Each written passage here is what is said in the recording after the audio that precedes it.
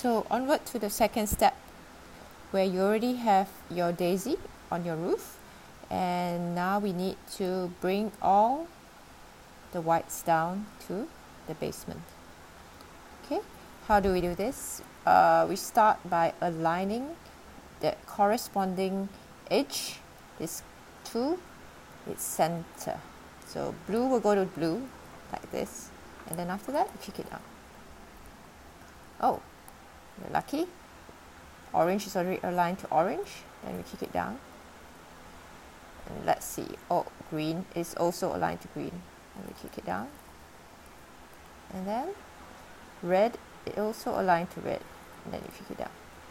So there you have it, your white cross at the bottom or the basement.